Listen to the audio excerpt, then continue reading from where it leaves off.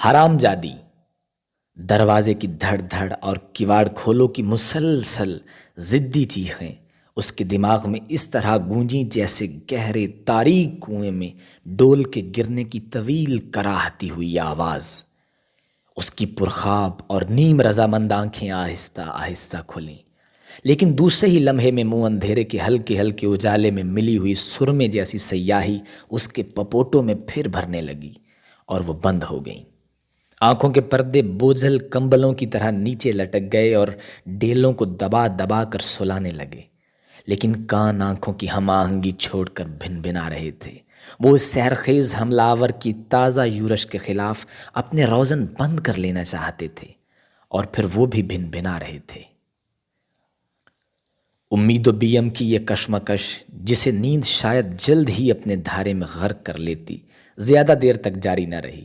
اب کے تو دروازے کی چولیں تک ہیلی جا رہی تھیں اور آوازیں زیادہ بے صبر، بے تاب، کرخت اور بھرائے ہوئے گلے سے نکل رہی تھیں۔ کھولو کھولو! یہ آوازیں پتلی نوکدار تیلیوں کی طرح دماغ میں گھس کر نیند کے پردوں کو تار تار کیے دے رہی تھیں۔ وہ یہ بھی سن رہی تھی کہ پکارنے والا کھولو کھولو کے وقفوں کے درمیان آہستہ آہستہ ناخوشگوار ارادوں کا اظہار بھی کرے دیتا ہے۔ یہی نہیں بلکہ کوئی شخص اسے سڑک کے ڈھیلوں کو استعمال کرنے کی ترغیب بھی دے رہا تھا۔ آخر اس نے پوری آنکھیں کھول ہی دیں اور ہاتھوں کو چارپائی پر جھٹکتے ہوئے کہا، نصیبین، دیکھو تو کون ہے؟ یہ اس کے لیے کوئی نئی بات نہ تھی۔ جب سے وہ اس قصبے میں مڈ وائف ہو کر آئی تھی، یہ سب کچھ روز ہوتا تھا۔ یہی چیخیں، یہی دھڑ دھڑاہٹ، فرض اور آرام کی یہی تلخ کشمکش، یہی جلاہٹ اور پسپائی، سب اسی طرح۔ اسے صبح ہی اٹھ جانا پڑتا تھا اور پھر اس کا سارا دن نوواردوں کے احتجاجانہ چیختے چلاتے ہاتھ پاؤں پھینکتے دنیا میں آتے ہوئے دیکھنے میں، کچھ دن کے آئے ہوئوں کی رفتار ترقی کے معائنے میں اور آمد و رفت کے اندراج کے لیے ٹاؤن ایریا کے دفتر تک بار بار دوڑنے میں گزرتا تھا۔ اسے دوپہر کو کھانا کھانے اور آرام کرنے کا وقت بھی ہزار کھینچتان کے بعد ملتا تھا، اور وہ بھی یقینی نہ تھا، کیونکہ بچے پیدا ہونے میں موقع و محل کا مطلق لحاظ نہیں کرتے تھے۔ صبح 4 بجے، دوپہر کے 12 بجے، رات کے 2 بجے، ہر گھنٹہ ہر گھڑی اسے کوہ ندا کی آواز پر لبیک کہنے کے لیے تیار رہنا پڑتا تھا۔ اور بچے تھے کہ ایسی تیزی سے چلے آ رہے تھے جیسے پہاڑی ندی میں لڑکتے ہوئے پتھر۔ ضبط تولید کے چرچے دولت نگر کو شہر سے ملانے والی کچی اور گڑوں والی سڑک کو طے نہ کر سکتے تھے، اور اگر بفرض محال وہ رینگتے ہوئے وہاں تک پہنچ بھی جاتے تو یہ بات یقینی تھی کہ قصبے والے انہیں ذرا بھی قابل اعتنا نہ سمجھتے، کیونکہ وہ اچھی طرح جانتے تھے کہ بچے خدا کے حکم سے پیدا ہوتے ہیں۔ اس میں انسان کا کیا دخل ہے؟ 18 سال کے لڑکے، 56 سال کے بڈھے، الڑ لڑکیاں، ادھیڑ عورتیں، سب کے سب حیرت انگیز تن دہی اور یکجہتی کے ساتھ سڑکوں کی نالیوں میں کھیلنے والے بچوں کی تعداد میں اضافہ کیے چلے جا رہے تھے، گویا وہ قومی دفاع کی خاطر کارخانوں میں کام کرنے والے مزدور ہیں۔ اور وہ بیچارے کرتے بھی کیا، وہ تو خدا کے حکم سے بے بس تھے۔ غرض کے بچے چلے آ رہے تھے، کالے بچے، پیلے بچے، پرنچے مرغ کی طرح سرخ بچے، اور کبھی کبھی گورے بچے، دبلے پتلے، ہڈیوں کا ڈھانچہ، بعض موٹے تازے بچے، مڑے ہوئے بالوں والے، چپتی ناک والے، چھچھندر کی طرح گلگلے، لکڑی جیسے سخت، ہر رنگ اور ہر قسم کے بچے۔ ایملی نے اپنی دادی سے سنا تھا کہ ان کے بچپن میں ایک مرتبہ پاؤ پاؤ بھر کے مینڈک برسے تھے۔ وہ کبھی کبھی سوچا کرتی تھی، اور اس وقت اسے بے ساختہ ہنسی بھی آ جاتی تھی، کہ یہ بچے وہی برسنے والے مینڈک ہیں، پاؤ پاؤ بھر کے زرد زرد مینڈک۔ انہیں زرد مینڈکوں کی بارش کے ہر قطرے کو برستے ہوئے دیکھنے کے لیے قصبے کی ٹوٹی پھوٹی روڈوں کی سڑکوں، تنگ تاریک گیلی گلیوں اور گرد و غبار کے کوڑے کرکٹ کے ڈھیروں، بھونکتے ہوئے لال پیلے کتوں اور کسانوں کی گاڑیوں اور گھاس والیوں سے ٹھنسے ہوئے بازاروں میں سارا دن گھومنا پڑتا تھا۔ پتلی پتلی سڑکوں پر دونوں طرف ریت کا حاشیہ ضرور بنا ہوا تھا، اور پھر نالیاں تو ٹھیک سڑکوں کے بیچوں بیچ بہتی تھیں، جن کی سیاہی کسی گوارن کے بہے ہوئے قاجل کی طرح سڑک کا کافی حصہ غضب کیے رکھتی تھی۔ صفائی کے بھنگی نالیوں کی گندگی سمیٹ سماٹ کر سڑک پر پھیلا دیتے تھے، جن سے اپنی ساڑی کو محفوظ رکھنے کے لیے املی کو ہلکے پھلکے فیروزی سینڈل کے بجائے اونچی ایڑی والا کالا جوتا پہننا پڑتا تھا۔ گو اس صورت میں سڑک کے ابھرے ہوئے لاتعداد کنکر اس کے پیروں کو ڈگمگا دیتے تھے۔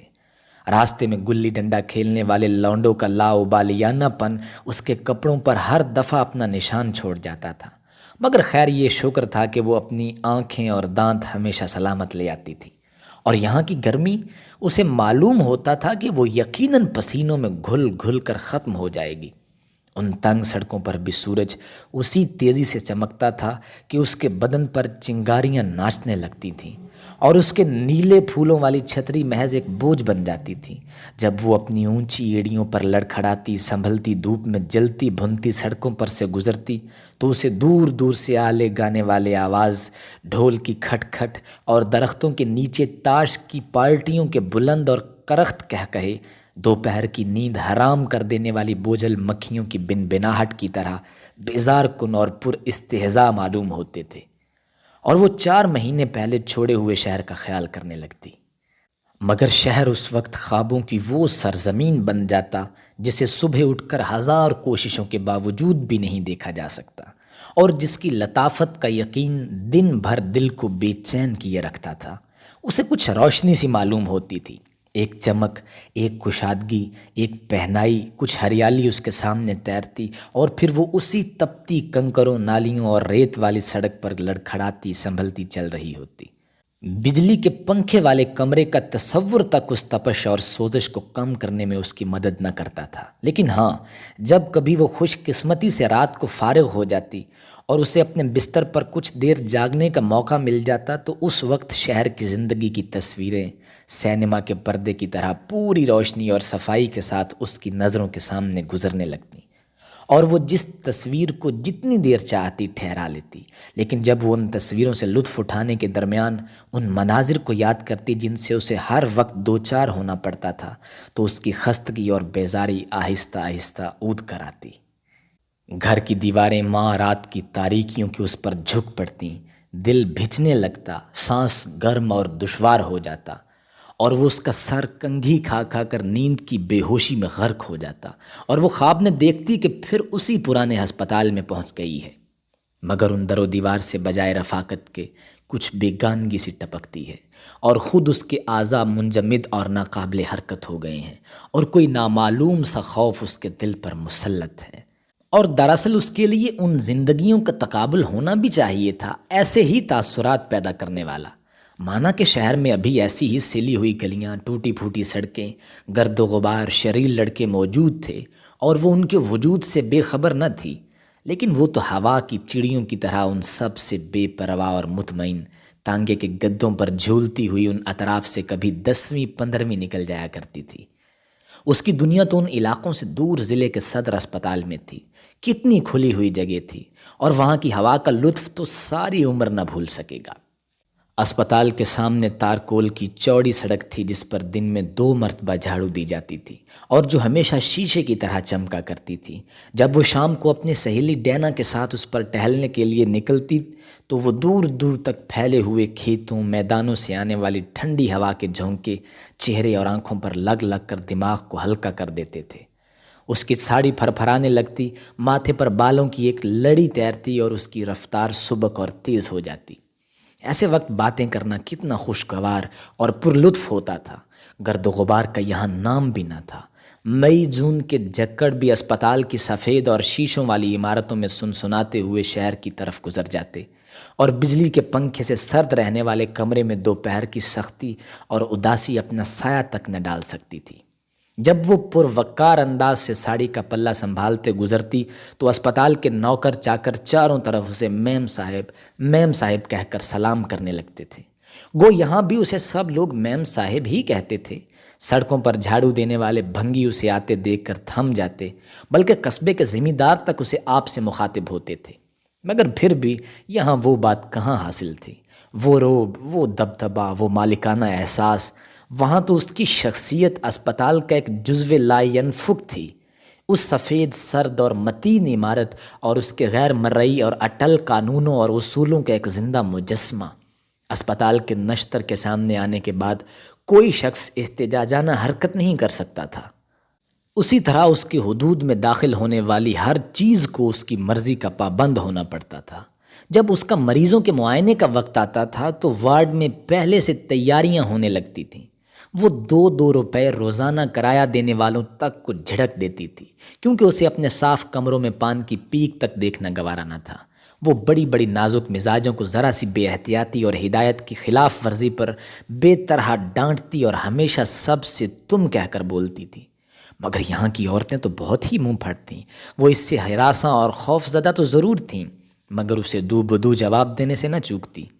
تھوڑے دن تک اس نے اپنا اختیار جمانے کی کوشش کرنے کے بعد اب تھک جانا گوارا کر لیا تھا، اور ان کی باتوں میں زیادہ دخل نہ دیتی تھی، اور صفائی اور سلیقہ تو ان عورتوں کو ہوا تک نہ لگی تھی۔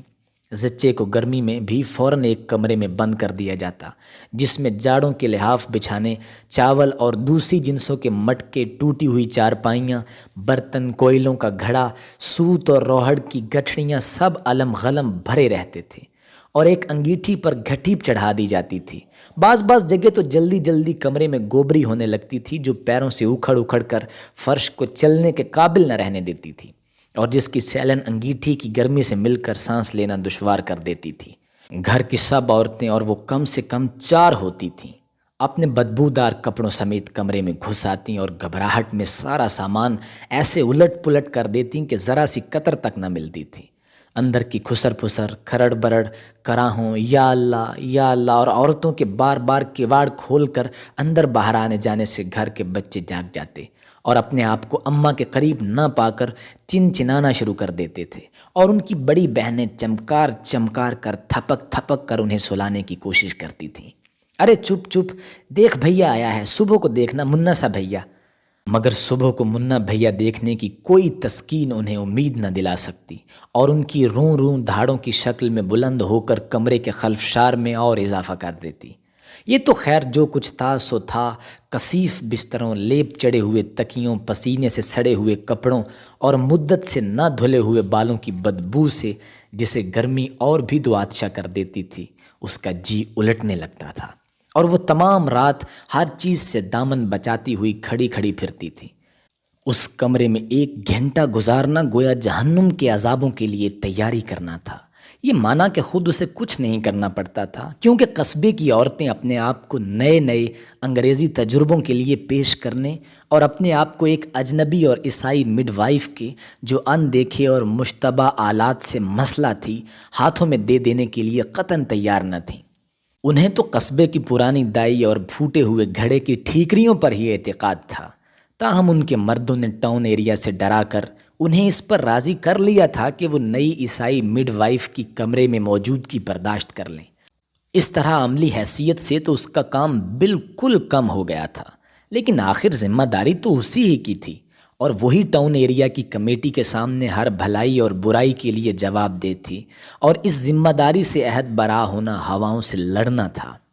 اکثر نو گرفتار لڑکیاں اتنا چیختیں اور ہاتھ پیر پھینکتی تھیں کہ انہیں قابو میں کرنا دوبھر ہو جاتا تھا، یا بعض ایسی سہم جاتی تھیں کہ وہ ڈر کے مارے ذرا سی حرکت تک نہ کرتی تھیں۔ 3 4 بچوں کی مائیں تو اور بھی زیادہ آفت تھیں۔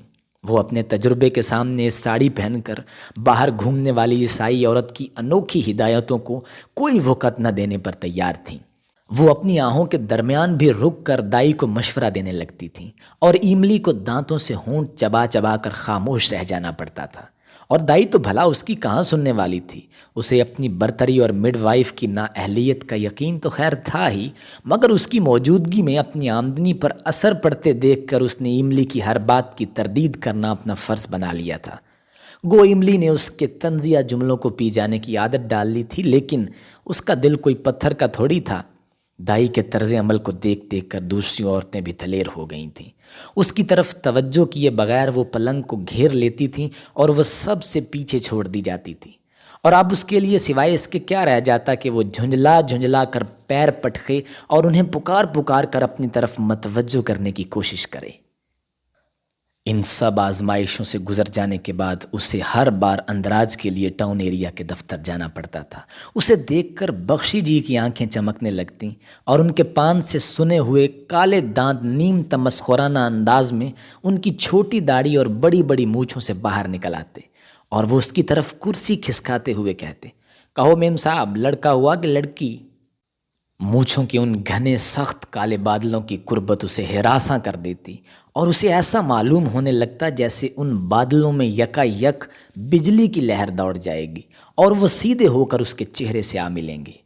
وہ نفرت اور خوف سے پیچھے سمٹ جاتی اور بخشی جی سے نظریں بچاتی ہوئی جلد سے جلد اپنا کام ختم کرنے کی کوشش کرتی۔ یہ سارے مرحلے طے کرتی ہوئی وہ عموماً 8-9 بجے رات کو تھکی ہاری اپنے گھر پہنچتی تھی، جب پیر کہیں سے کہیں پڑ رہے ہوں، سر بھنایا ہوا ہو، جب جسم کا کوئی عضو بھی ایک دوسرے کا ساتھ دینے کو تیار نہ ہو، تو بھلا بھوک کیا خاک لگ سکتی ہے۔ وہ جوتا کھول کر پیر سے کونے میں اچھال دیتی اور کپڑے اسی طرح جھنجھلا جھنجھلا کر اتارتی کہ دوسرے دن نصیباً کو انہیں دھوبی کے یہاں استری کرانے لے جانا پڑتا۔ الٹا سیدھا کھانا حلق کے نیچے اتار کر وہ بستر پر گر پڑتی۔ تکیے پر سر رکھتے ہی دیواریں، پیڑ، ساری دنیا اس کے گرد تیزی سے گھومنے لگتی۔ بھیجا دھڑا دھڑ کھوپڑی سے نکل بھاگنے کی کوشش کرتا، سر تکیے میں گھسا جاتا مگر تکیہ اسے اچھالتا معلوم ہوتا، بازو شل ہو جاتے، ہتھیلیوں میں سیسا سا بھر جاتا اور ہاتھ اوپر نہ اٹھ سکتے۔ اسی طرح ٹانگیں بھی حرکت سے انکار کر دیتی اور کمر تو بالکل ہی پتھر بن جاتی۔ وہ اپنے پرانے اسپتال کو یاد کرنا چاہتی مگر وہ کسی چیز کو بھی پوری طرح یاد نہ کر سکتی۔ کھڑکی کا کواڑ، مریضوں کی آہنی چارپائی کا پایا، موٹر کے پہیے، نیم کے پیڑ کی چوٹی، پان میں سنے ہوئے کالے دانت اور گھنی سخت مونچھیں، یہ سب باری باری بجلی کے کوندے کی طرح سامنے آتے اور آنکھ جھپکنے میں غائب ہو جاتے۔ وہ کھڑکی کے کواڑ میں ایک کمرہ جوڑنا چاہتی مگر اس میں زیادہ سے زیادہ ایک چٹخنی کا اضافہ کر سکتی، بلکہ بعض اوقات آہنی چارپائی کا پایا تو ایک نئے کھونٹے کی طرح اس کے دماغ میں گڑ جاتا اور کوشش کے باوجود بھی ٹس سے مس نہ ہوتا۔ نیم کی چوٹی کو کبھی تنا حاصل نہ ہو سکتا۔ پھر نیم کی ہری ہری چوٹی پر ایک ریت کے حاشیے والی نالی بہنے لگتی اور کھڑکی کے شیشے پر پان میں سنے ہوئے کالے کالے دانت مسکراتے اور گھنے سخت بادل والی مونچھیں بے تابی سے ہلتیں۔ مختلف شکلیں ایک دوسرے سے دست و گریبان ہو جاتیں اور دماغ کے ایک سرے سے دوسرے سرے تک لڑتی جھگڑتی ٹکراتی رونتی دوڑتیں۔ سیاہ آسمان پر روشن ان گنت تاروں کے گچھے بھنگیوں کی طرح آنکھوں میں گھس گھس کر ناچنے لگتے اور جلتی ہوئی آنکھیں کن پٹیوں کی خواب آور بد سے آہستہ آہستہ بند ہو جاتی۔ سونے کے بعد تو ان شکلوں کے اور بھی چھوٹے چھوٹے ٹکڑے ہو جاتے جو باری باری آتے اور اس کے دماغ پر مسلط ہو جانا چاہتے۔ اتنے میں ہی ایک دوسرا آ پہنچتا اور پہلے والے کو دھکے دے کر باہر نکال دیتا۔ ابھی یہ کشمکش ختم بھی نہ ہوتی کہ ایک تیسرا آ دھمکتا۔ ان سب کی حریفانہ زور آزمائیاں اسے بار بار چونکا دیتی اور وہ ہلکی سی کراہ کے ساتھ آنکھیں کھول دیتی۔ پھر آنکھوں میں تاروں کے گچھے بھرنے لگتے۔ کہیں صبح کے قریب جا کر یہ شکلیں تھکتیں اور اپنی رزمگاہ سے رخصت ہوتیں۔ ہلکی ہلکی ہوا بھی چلنی شروع ہو جاتی اور ایملی نیند میں بالکل بے ہوش ہو جاتی، مگر اس کی نیند پوری ہونے سے پہلے کواڑ کھولو کی مسلسل اور ضدی چیخیں اس کے دماغ میں گونجتیں۔ وہی چیخیں، وہی دھڑ دھڑاہٹ، فرض اور آرام کی وہی تلخ کشمکش، وہی جھلاہٹ اور پسپائی۔ نصیبین باہر سے لوٹ آئی تھی۔ اسے شیخ صفدر علی کے یہاں بلایا گیا تھا اور پکارنے والے نے بار بار کہا تھا، جلدی جلدی بلایا ہے، جلدی۔ ہر ایک یہی کہتا آتا ہے جلدی، آخر وہ کیوں جلدی کرے؟ کیا وہ ان کی نوکر ہے یا وہ اسے کوئی دولت بخش دیتے ہیں؟ جلدی کے مارے نہ ہوں تو وہ نہ پہنچے گی تو کیا سب مر جائیں گے؟ اور پھر وہ کریں گے ہی کیا اسے بلا کر؟ کہتی ہیں چڑیلیں۔ اسے کیا خاک آتا ہے؟ کیا خاک آتا ہے؟ کچھ نہیں آتا۔ جیسے جیسے آلے اس نے دیکھے ہیں ان لوگوں کے تو خواب میں بھی نہ گزرے ہوں گے، چمکدار تیز ہاتھی دانت کے دستے والے۔ اور وہ ڈاکٹر کارٹ فیلڈ کے لیکچر، وہ کیسے نقشے دکھا دکھا کر جسم کے حصوں کو سمجھاتی تھیں، کچھ نہیں آتا۔ ایملی کے ہونٹوں پر مسکراہٹ آ گئی۔ پہلے تو اس کا جی چاہا کہ کہلوا دے کہ وہ جلدی نہیں آ سکتی، وہ بالکل نہیں آئے گی، مگر پھر اسے خیال آیا کہ یہ لوگ محض جاہل ہی تو ہیں، ان کے بکنے سے اس کا کیا بگڑتا ہے؟ آخر ذمہ داری تو خود اس کی ہے۔ چنانچہ اس نے نصیبین سے کہا کہہ دو کہ چلو میں آ رہی ہوں۔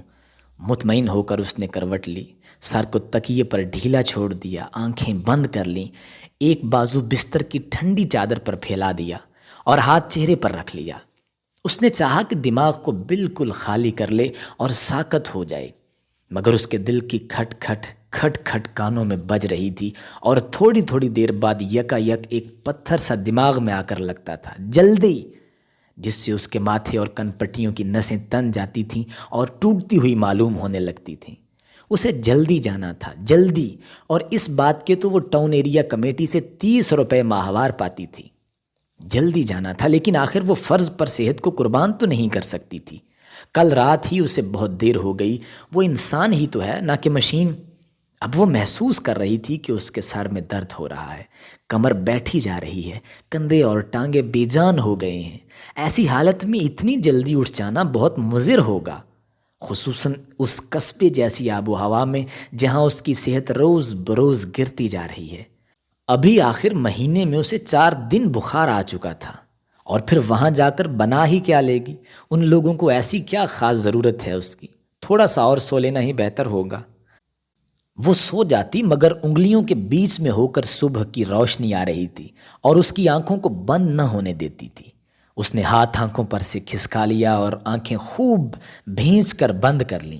اب اسے چھپکیاں آنا شروع ہو گئیں، مگر ہر دفعہ دودھ لو دودھ، ابے او کلو ہوئے، اٹھ ہٹ ابے پڑھنے نہ جانے کا، اس طرح کی صدائیں اور نصیبن کے لکڑیاں توڑنے اور دیچکیاں اٹھانے کی آوازوں سے وہ چونک پڑتی تھی۔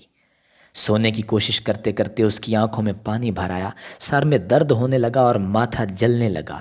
وہ مایوس ہو کر سیدھی لیٹ گئی اور آنکھوں پر دونوں بازو رکھ لیے۔ اب اس کے اعضاء اور بھی بوجھل اور ناقابل حرکت ہو گئے، اور وہ ان صداؤں، آوازوں، ان تحکمانہ طلبیوں جلدی بلایا ہے، اس صبح کے چاند نے اس قصبے پر دانت پیسنے لگی۔ وہ چاہتی تھی کہ کوئی ایسی چادر اوڑھ لے جو ان کی صداؤں، آوازوں، ان تحکمانہ طلبیوں کو بالکل فراموش کر دے، اپنے آپ سے غافل ہو جائے، اپنے آپ کو کھو دے۔ اسے محسوس ہوا کہ 2 مضبوط اور مدت کے آشنا بازو اس کے جسم کا ہلکا کیے بھینچ رہے ہیں۔ سر کے درد کو گویا یکا یک کسی نے پکڑ لیا۔ 2 آنکھیں ذرا کچھ دور چمکیں، مسکراتی ہوئی معلوم ہوئیں، اور اس نے اپنے آپ کو ان بازوؤں کی گرفت میں چھوڑ دیا۔ جسم ہوا کی طرح ہلکا ہو گیا تھا، سر ہلکے ہلکے جھکولے کھاتا موجوں پر بہا چلا جا رہا تھا۔ سکون تھا، خاموشی تھی، اور صرف دل کے مسرت سے دھڑکنے کی آواز آ رہی تھی۔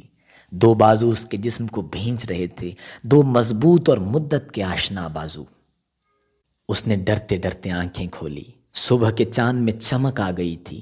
نصیبین نے چولہے پر دیچکی رکھی، بکری والے محلے سے جانے کے لیے بکریاں جمع کر رہے تھے، اور کنویں کی گراری زور زور سے چل رہی تھی۔ اس کی آنکھیں اوپر اٹھیں اور ہوا میں کسی چیز کو تلاش کرنے لگیں۔ 2 بادامی سائے اترنے لگے، آنکھوں کے پردے پھڑکے اور پلکیں آہستہ آہستہ ایک دوسرے سے مل گئیں، گویا وہ ان سایوں کو پھنسا لینا چاہتی ہے۔ سائے کچھ دور پر رک گئے، وہ ڈگمگائے اور دھندلے ہوتے ہوتے ہوا میں تحلیل ہو گئے۔ آنکھیں صبح کے بے انت آسمان کو دیکھتی رہ گئیں۔ اس کی گردن ڈھلک گئی اور بازو دونوں طرف گر پڑے، وہ مدت کے آشنا بازو، مگر وہ یہاں کہاں؟ چند لمحے بے حس پڑے رہنے کے بعد وہ ولیمسن کو یاد کرنے لگی۔ لمبے لمبے پیچھے الٹے ہوئے بال، چوڑا سینہ، سرخ ڈوروں والی جلد جلد پھرتی ہوئی موٹی آنکھیں، موٹا سا نچلا ہونٹ، کان کی لو تک کٹی ہوئی کلمیں، سانولے رنگ پر منڈی ہوئی داڑھی کا گہرا نشان، آنکھوں کے نیچے ابھری ہوئی ہڈیاں اور مضبوط بازو۔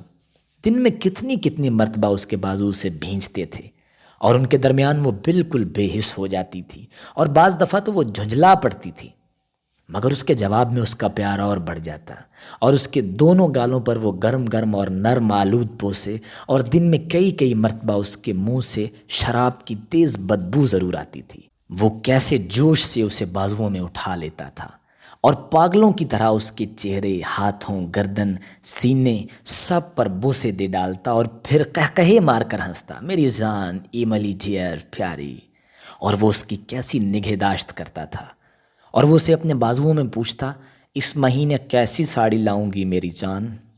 اس پر تو سرخی کھلے گی، کہو کیسی رہی؟ اور وہ اسے دوپہر میں تو کبھی نہ نکلنے دیتا۔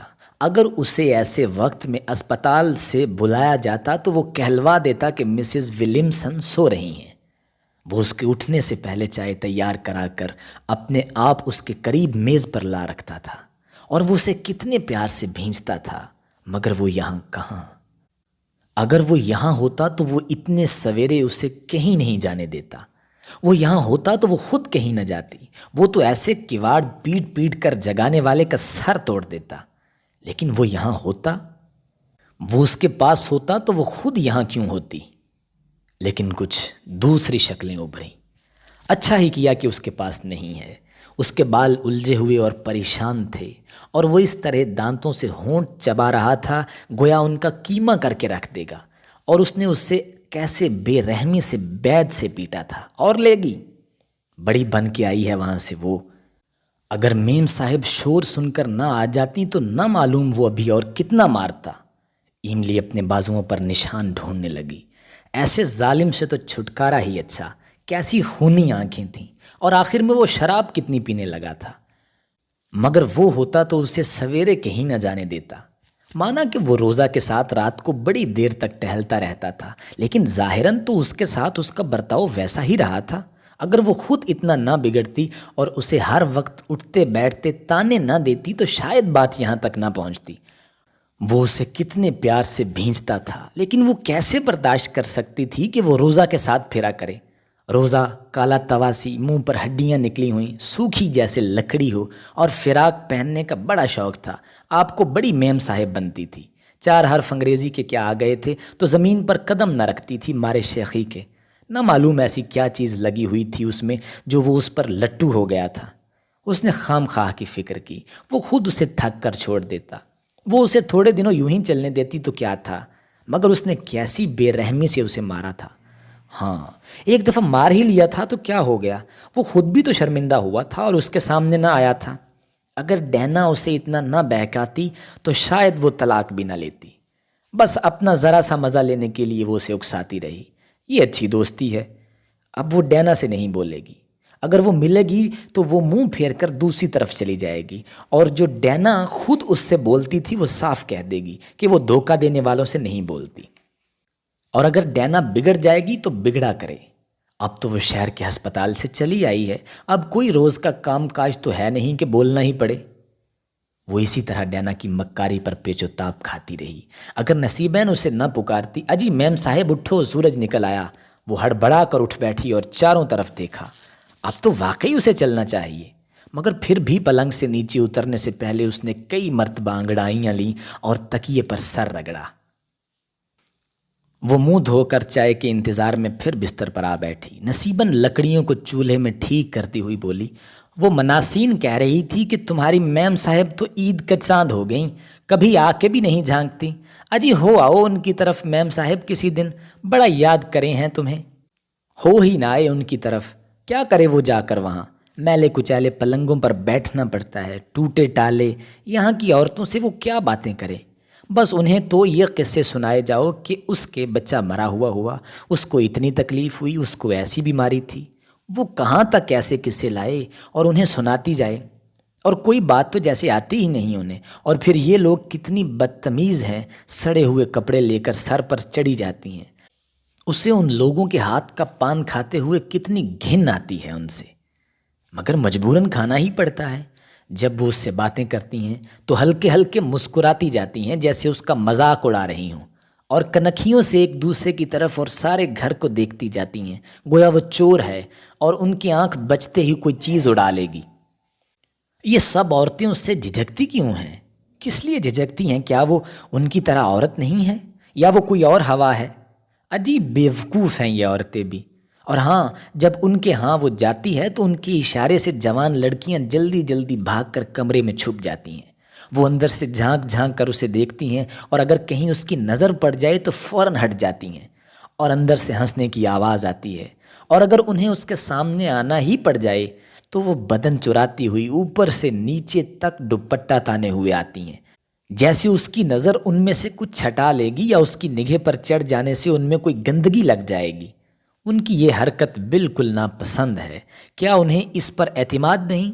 اور وہ اس پر رش کرتی ہیں۔ اس سے تو ان کے ہاں نہ ہی جانا اچھا ہے، بیٹھیں اپنی لڑکیوں کو لے کر اپنے گھر میں۔ وہ گندے بچے مٹی سے سنے، ناک بہتی، آدھے ننگے، پیٹ نکلا ہوا، وہ سامنے آ کر کھڑے ہو جاتے ہیں اور اسے ایسے غور سے دیکھتے ہیں جیسے وہ کوئی نیا پکڑا ہوا عجیب و غریب جانور ہے، اور جب وہ ان سے بولتی ہے تو وہ سیدھے باہر بھاگ جاتے ہیں۔ وحشی ہیں بالکل، جانور۔ اور یہ خوب ہے کہ اس کے پہنچتے ہی ان کے ہاں جھاڑو شروع ہو جاتی ہے، مارے گرد کے سانس لینا مشکل ہو جاتا ہے، ذرا خیال نہیں تندرستی کا انہیں۔ اور کوئی کیوں ان کے یہاں جا کر بیماری مول لے؟ ان کے مرد، کتنی شرم آتی ہے ان حرکتوں سے، وہ ہمیشہ دیوڑی میں راستہ گھیرے بیٹھے رہتے ہیں، اور جب تک وہ بالکل قریب نہ پہنچ جائے نہیں ہٹتے۔ ارے حکا ہٹاؤ حکا، اٹھتے ہی اتنی دیر لگا دیتے ہیں کہ وہ گھبرا جاتی ہے۔ جان کے کرتے ہوں گے یہ ایسی باتیں تاکہ کھڑی رہے وہ تھوڑی دیر وہاں، اور جب وہ اندر پہنچتی ہے تو اسے کہوں کی آواز آتی ہے۔ عجب بدتمیز ہیں۔ انگریزوں کے ہاں کتنی عزت ہوتی ہے عورتوں کی۔ وہ بڈھے پادری صاحب جو آیا کرتے تھے، بہت اچھے آدمی تھے بیچارے، ہر ایک سے کوئی نہ کوئی بات ضرور کہتے تھے، بلکہ اسے تو وہ پہچان گئے تھے۔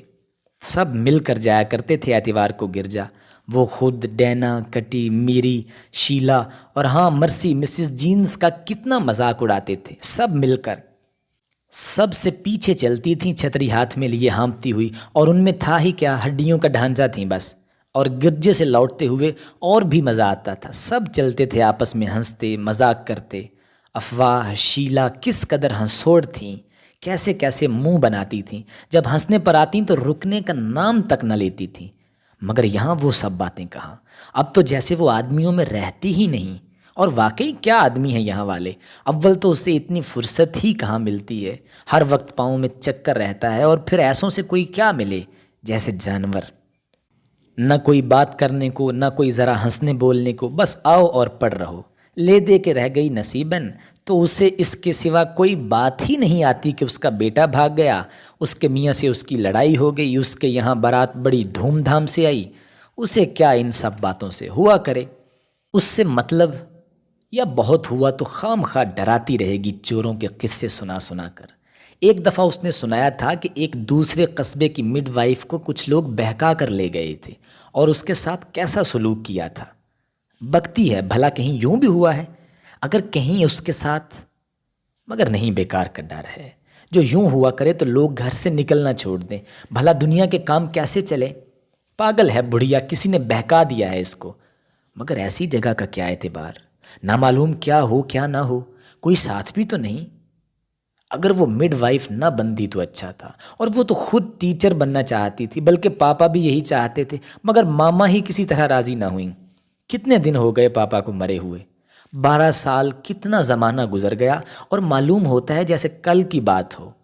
کتنا پیار کرتے تھے وہ اسے، اور روز سکول پہنچانے جاتے تھے۔ کلاس میں اس کی سیٹ میز کے پاس تھی، اور وہ انگریزی کے ماسٹر صاحب بڑے ہی اچھے آدمی تھے بیچارے، چاہے وہ کام نہ کر کے جائے پھر بھی کچھ نہ کہتے تھے، اور لڑکے تو اسے نہ جانے کیا سمجھتے تھے۔ سارے اسکول میں وہ اکیلی ہی تو لڑکی تھی، سب کے سب ماسٹر صاحب کی نظریں بچا بچا کر اس کی طرف دیکھتے رہتے تھے۔ ارے وہ موٹا کرم چند، بھلا وہ بھی تو اس کی طرف دیکھتا تھا جسے وہ بڑا خوبصورت سمجھتی تھی، اور ہاں وہ عظیم بڑا بھولا تھا بیچارہ، سوکھا سا، زرد آنکھیں نکلی ہوئیں بڑی بڑی تھیں، اور دیکھتا تو وہ رہتا ہی تھا اس کی طرف، مگر جب کبھی وہ اسے دیکھ لیتی تو فوراً شرما کر نظریں نیچی کر لیتا تھا اور رومال نکال کر منہ پونجھنے لگتا۔ اور وہ اس دن دل ہی دل میں کتنا ہنسی تھی۔ اس دن وہ اتفاق سے جلدی آ گئی تھی، برآمدے میں دوسری طرف سے وہ آ رہا تھا۔ جب وہ قریب آیا تو اس کا چہرہ سرخ ہو گیا اور گھبرا گھبرا کر چاروں طرف دیکھنے لگا۔ اس کے پاس پہنچ کر وہ رک گیا اور کچھ کہنے سا لگا، ڈرتے ڈرتے۔ عظیم نے اس کا ہاتھ پکڑ لیا اور پھر جلدی سے چھوڑ دیا۔ اسے گھبرایا ہوا دیکھ کر وہ خود کتنا پریشان ہو گیا تھا، اور اس نے بڑے گڑ گڑا کر کہا تھا، کہیے گا نہیں؟ وہ کتنے دن اس بات کو یاد کر کے ہنستی رہی تھی۔ کتنا سیدھا تھا واقعی وہ ابھی اسکول میں ہی رہتا تو کتنا مزہ رہتا، مگر وہ زمانہ تو اب گیا۔ اب تو وہ یہاں اکیلی دنیا سے الگ پڑی ہے، کوئی بات تک کرنے کو نہیں، کسی کا خط بھی تو نہیں آتا۔ وہ روز ڈاکیے سے پوچھتی ہے کہ اس کا کوئی خط تو نہیں، مگر روز جواب نہیں ملتا ہے، اور جو آیا بھی تو بس وہی لمبے بادامی لفافے، ڈسٹرکٹ ہیلتھ آفس کی ہدایتیں، یوں کرو اور یوں کر دو۔ کوئی اس کی مانے بھی جو وہ کرے، خواہ مخواہ کی آفت، اور پھر خط آئے بھی کہاں سے؟ اگر آنٹی ہی دلی سے بھیج دیا کریں تو کیا ہے، مگر وہ تو برسوں بھی خبر نہیں لیتی۔ ایک دفعہ جانا چاہیے اسے دلی، اچھا شہر ہے، کیا چوڑی سڑکیں ہیں اور سینما کس کثرت سے ہیں، اور وہ تو خیر ہے ہی، مگر وہ کائیں کائیں کی آواز نے اسے چونکا دیا۔ دھوپ آدھی دیوار تک اتر آئی تھی اور کوا زور زور سے چینخ رہا تھا، اور وہ بستر پر پیر نیچے لٹکائے لیٹی تھی۔ اس نے جلدی جانا تھا اور وہ بیکار لیٹے لیٹے اتنی دیر لگا دیتی تھی۔ وہ نصیبن پر غصہ اتارنے لگی کہ اس نے چائے کیوں نہیں لا کر رکھی، مگر وہ سمجھ رہی تھی کہ میم صاحب سو رہی ہیں، اور واقعی اس نے خیال کیا اس سے تو وہ اتنی دیر سو ہی لیتی تو اچھا تھا۔ بہرحال اس نے نصیبن سے کہا جلدی چائے لاؤ۔ اس نے دوبارہ منہ دھویا اور الٹی سیدھی چائے پینے کے بعد وہ کپڑے بدلنے چلی۔ ٹرنک کھول کر وہ سوچنے لگی کہ کون سی ساڑی پہنے، سفید سرخ کناروں والی، مگر کیا روز روز ایک ہی رنگ، اور پھر سفید ساڑی میلی کتنی جلدی ہو جاتی ہے، اس کی بہار تو بس ایک دن ہے، اگلے دن کام کی نہیں رہتی۔ نیلی ساڑی نیچے سے چمک رہی تھی، اسے ہی کیوں نہ پہنے، مگر نیلی ساڑی پہنے دیکھ کر تو لوگ اور بھی باولے ہو جائیں گے۔ وہ جدھر سے نکلتی ہے سب کے سب اس کی طرف گھورنے لگتے ہیں، اسے بڑی بری معلوم ہوتی ہے ان کی یہ عادت، اور ان ذمہ داروں کو دیکھو بڑے شریف بنتے ہیں۔ خیر یہ تو جو کچھ ہے سو ہے، جب وہ آگے بڑھ جاتی ہے تو وہ ہنستے ہیں اور طرح طرح کی آوازیں کستے ہیں، کہو یار، ابے مجید ذرا لیجیو، کوئی کھانسنے لگتا ہے، کیا وہ نہیں سمجھتی؟ ذرا شہر میں آ کر دیکھتے ایسی باتیں، کہتے ایسی باتیں، وہ مزہ چکھا دیتی انہیں، مگر یہاں وہ کیا کرے، مجبور ہو جاتی ہے۔ ان کی ہی تو وجہ سے اس نے رنگ دار ساڑیاں چھوڑ دیں اور سفید پہننے لگی، مگر پھر بھی نہیں مانتے۔ اب اگر آج وہ نیلی ساڑی پہن کر جائے گی تو نہ معلوم کیا کیا کریں گی، پھر تو سفید ہی پہن لے، مگر روز روز سفید، اور کیا وہ کوئی ان سے ڈرتی ہے؟ ہنستے ہیں تو ہنسا کریں، کوئی اسے کھاوے تھوڑی ہیں، بھلا کیا بگاڑ سکتے ہیں اس کا؟ اب وہ پھر رنگ دار ساڑیاں پہنا کرے گی، دیکھیں وہ اس کا کیا بناتے ہیں۔ ہنسیں تو ضرور ہنسیں، مگر اسے ہوتا ہی کیا ہے، آج وہ ضرور نیلی ساڑی پہنے گی۔ نیلی ساڑی پہن کر اس نے بال بنانے کے لیے آئینہ سامنے رکھا۔ کم خوابی سے اس کی آنکھیں لال اور کچھ سوجی ہوئی تھیں۔ وہ ہاتھ میں آئینہ اٹھا کر آنکھوں کو غور سے دیکھنے لگی، مگر یہ اس کا رنگ کیوں خراب ہوتا چلا جا رہا تھا، اور کھال بھی کھردری ہو چلی تھی۔ جب وہ لڑکی تھی تو اس کے چہرے پر کیسی چمک تھی، رنگ سانولا تھا تو کیا چمکدار تھا۔ اس کی آنٹی ہمیشہ ماما سے کہا کرتی تھی تمہیں بیٹی اچھی ملی ہے، مگر اب اس نے آئینہ رکھ دیا اور اپنے جسم کو اوپر سے نیچے تک ایسی حیرت سے دیکھنے لگی جیسے مور اپنے پیروں کو۔ اس کے بازوؤں کا گوشت لٹک آیا ہے اور تھوڑی موٹی ہو گئی ہے، اور اب ہاتھ کتنے سخت ہیں، بال بھی سوکھے ساکے اور ہلکے رہ گئے ہیں، اور تیزی تو اس میں بالکل ہی نہیں رہی۔ پہلے وہ کتنا کتنا دوڑتی بھاگتی تھی، مگر اب تو تھوڑی ہی دیر میں اس کی کمر ٹوٹنے لگتی ہے۔ اس نے ایک لمبی سی انگڑائی لی اور ایک گہرا سانس لیا۔ بے رونق چہرے اور پلپلے بازوؤں نے نیلی ساڑی کا رنگ اڑا دیا تھا۔ اس نے بال ایسی بے دلی سے بنائے کہ بہت سے تو ادھر ادھر ہی اٹھتے رہ گئے۔ بال بن چکے، مگر وہ برابر آئینے کو تکے جا رہی تھی، اور اس کا دماغ سمٹ کر اس کے پپوٹوں میں آ گیا تھا، جن میں ایک ہی جگہ ٹھہرے ٹھہرے مرچیں سی لگنے لگی تھیں۔ جب اس نے آئینہ رکھا تو اسے میز کے کونے پر دیوار کے قریب بائبل رکھی نظر آئی۔ وہ بچپن میں سالگرہ کے موقع پر اس کے بابا نے اسے دی تھی، مدتوں سے اسے کھولا تک نہ تھا، اور وہ گرد سے اٹی پڑی تھی۔ اس کتاب سے اسے پھر پاپا کی یاد آئی، اور وہ اسے اٹھانے پر مجبور ہو گئی۔ پہلے ہی صفحے پر اس کا نام لکھا تھا، یہ خود اسی کے ہاتھ کا لکھا ہوا نام تھا، لیکن اب اس کی روشنائی بہت پھیکی پڑ چکی تھی۔ یہ اس نے 5ویں کلاس میں لکھا تھا۔ یہ دیکھ کر اسے بڑی ہنسی آئی کہ اس وقت وہ کیسے ٹیڑھے میڑھے حرف بنایا کرتی تھی، اور اسے یہ بھی یاد آیا کہ اس زمانے میں اس کے پاس ہرا قلم دوات تھا۔ اس کا ارادہ ہوا کہ اب جب کہ وہ شہر جائے گی تو ایک ہرا قلم ضرور خریدے گی، مگر پھر اسے خیال آیا کہ آخر وہ قلم لے کر کرے گی ہی کیا، اب اسے کون سا پڑھنا لکھنا پڑتا ہے۔ اس کے پاپا اسے بائبل پڑھنے کی کتنی ہدایت کیا کرتے تھے۔ اسے اپنی بے پرواہی پر شرم سی محسوس ہوئی، اور وہ بائبل کے ورق الٹنے لگی۔ پیدائش، خروج، ورق تیزی سے الٹے جانے لگے۔ استثناء، روت، پرمیاہ، حبقوق، متی، لوکا، رسولوں کے اعمال کہاں سے پڑھے؟ آدم، نوح، طوفان، ابراہیم، کشتی، صلیب، مسیح، یسوع راجا آئے، گرجا کا گھنٹا، سب مل کر گرجا جاتے تھے، ہنستے مذاق کرتے۔ آخر وہ فیصلہ نہ کر سکی کہ کون سی جگہ سے پڑھے، اور پھر اسے جلدی جانا تھا، اتنا وقت بھی نہیں تھا۔ لیکن اس نے ارادہ کر لیا کہ اب وہ روز صبح کو بائبل پڑھا کرے گی، ورنہ کم سے کم اتوار کو تو ضرور، لیکن دعا تو مانگ ہی لینی چاہیے۔ بہت بری بات ہے، ہاں ماں کبھی بغیر دعا مانگے نہیں سونے دیتی تھی، اور پھر اس میں وقت بھی کچھ نہیں لگتا، اور لگے بھی تو کیا، دنیا کے دھندے تو ہوتے ہی رہتے ہیں۔ اس نے دماغ کو ساکن بنانا چاہا اور آنکھیں بند کر لی، مگر باوجود اس کی آنکھیں پھٹ پھٹانے کے پہلے تو اس کی ماما اس کی آنکھوں میں گھس آئیں، اور پھر پاپا اور ان کے پیچھے گرجے کی سڑک، گھنٹا اور سب جو مل کر گرجا جایا کرتے تھے، ہنستے مذاق کرتے۔ اس نے آنکھیں کھول کر سر کو اس طرح جھٹکے دیے گویا وہ ان سب کو اپنی آنکھوں سے جھاڑ رہی ہے۔ آخر دماغ بالکل خالی ہو گیا اور خاموش، صرف کانوں اور سر میں دل کے دھڑکنے کی آواز آ رہی تھی۔ اس نے دوبارہ آنکھیں بند کر لیں، دونوں ہاتھ جوڑ لیے، دعا کو دہراتی چلی گئی۔ اے میرے باپ، تو جو آسمان پر ہے، تیرا نام پاک مانا جائے، تیری بادشاہی آئے، تیری مرضی جیسے آسمان پر پوری ہوتی ہے ویسے ہی زمین پر ہو۔ ہماری روز کی روٹی آج ہمیں دے، اور ہمارے قصوروں کو معاف کر جیسے ہم بھی اپنے قصوروں کو معاف کرتے ہیں، کیونکہ قدرت جلال ابد تک تیرا ہی ہو، آمین۔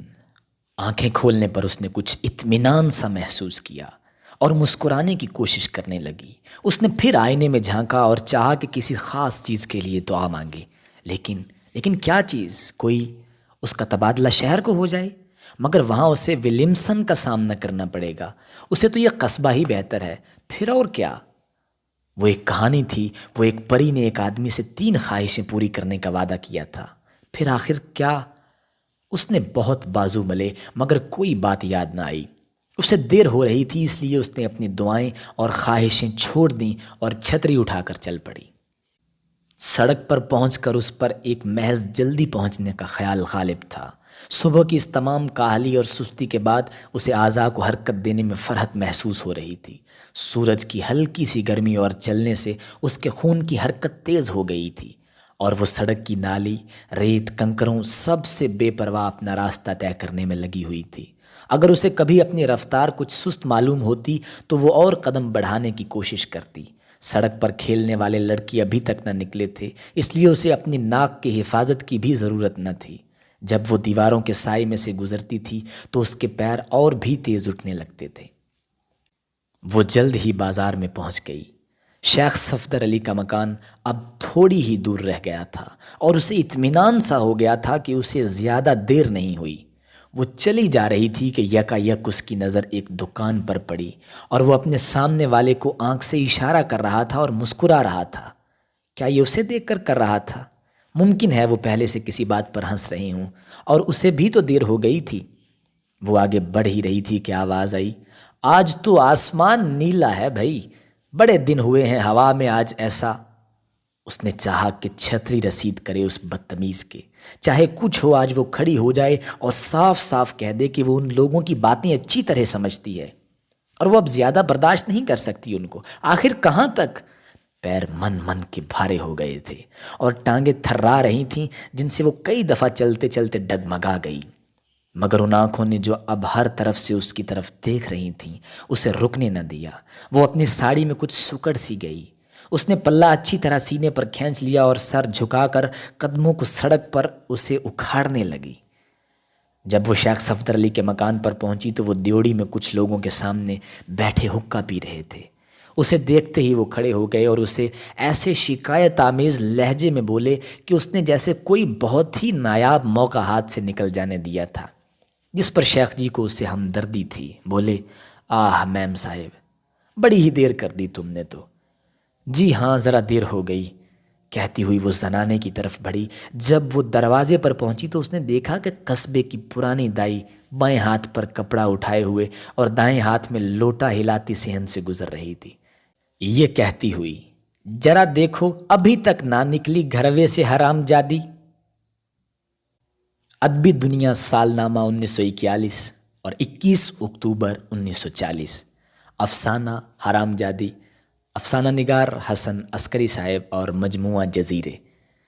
پیشکش الکشف اردو آڈیو بکس لائبریری۔